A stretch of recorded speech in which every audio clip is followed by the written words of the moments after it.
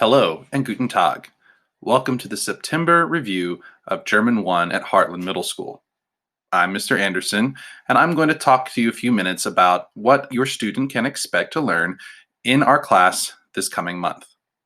In addition, we'll cover a few tricks and tips for Canvas and e-learning. This month, our vocabulary content will be discussing the classroom. We will look at the vocabulary words for classroom items, classroom commands, and questions that are useful in a classroom setting. It is my goal that by the end of the month, students in my class can identify items that they see around them using German vocabulary, along with being able to respond when I give a command in German, such as stand up, get out a pencil or paper, get out your Chromebook, etc., and be able to ask basic questions in German that'll help in the classroom, such as, can I borrow a pencil? Can you repeat that for me? May I go to the restroom? Our grammar lessons this month will be focusing on three basic topics: definite and indefinite articles, making words plural, and verb conjugation. Grammar can be a little tricky, but we will be spending plenty of time going over these things in class and having practice at home. In addition, these concepts are something that we use throughout German, so we will be practicing with them in October, November, December, and on into next year. So if your student doesn't quite grasp the idea at first, we'll have plenty of more time to practice and improve our skills. Lastly, we'll be talking about the geography of German-speaking countries for our cultural lessons, which will be on most Wednesdays at home. We'll be looking at Germany, Austria, Switzerland, Liechtenstein, and Luxembourg, learning about the people that live there and some of their customs.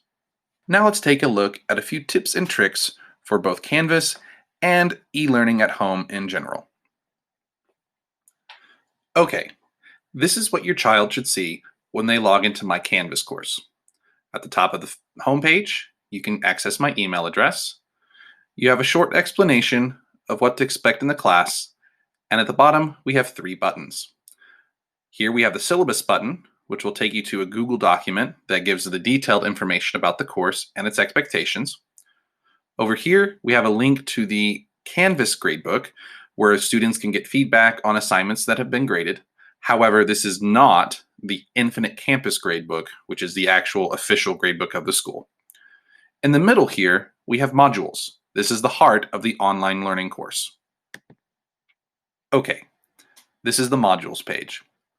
At the top, we have the course resources module, which has several helpful links, such as to Nikosweg, a cool video learning website, which we use some in class, but if students want to go back and review or catch pieces of the story that we haven't watched, they can do so there.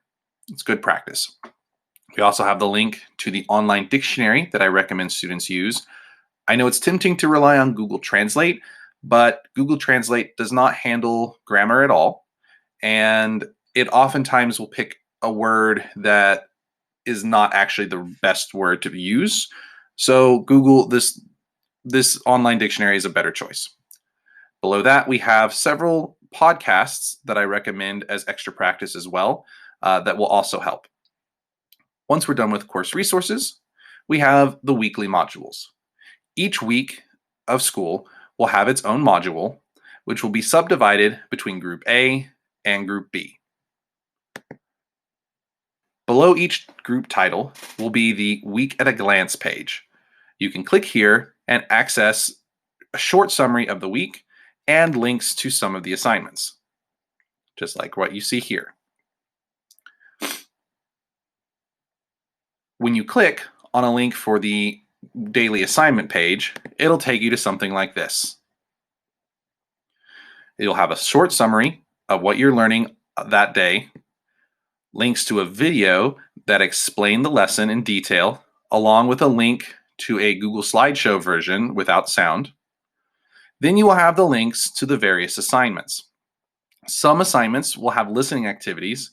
Others will have recording activities where you can record audio that will be evaluated and graded.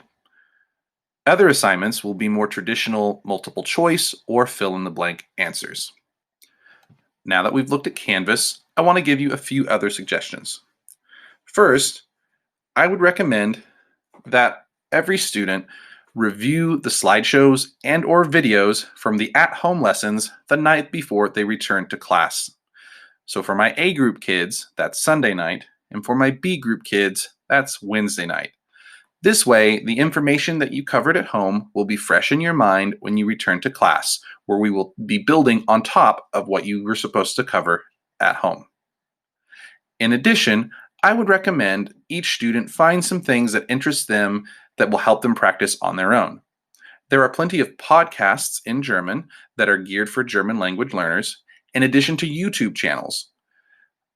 There's also the app Duolingo that you can access on most smartphones. We won't be using this officially for class as it is technically considered a social network. You are allowed to follow your friends and see their progress, but it is still a good learning tool that you can do on your own. You might also look for music that you can find via the internet, something that is your style and taste, but also sung with German lyrics. It's a good way to absorb the language even when you don't realize it. And lastly, the Nico's Vague videos that I pointed out on Canvas are good extra practice. We won't be using every video in a class assignment, but the videos collectively tell a story, like watching a TV show. The language is simple, and they are in small chunks, and it would be a good way for students to practice their context clues that we've talked about using in class. Thank you for watching this video. And if you have any further questions, please feel free to email me or contact me at the school, and I will be happy to help. Auf Wiedersehen.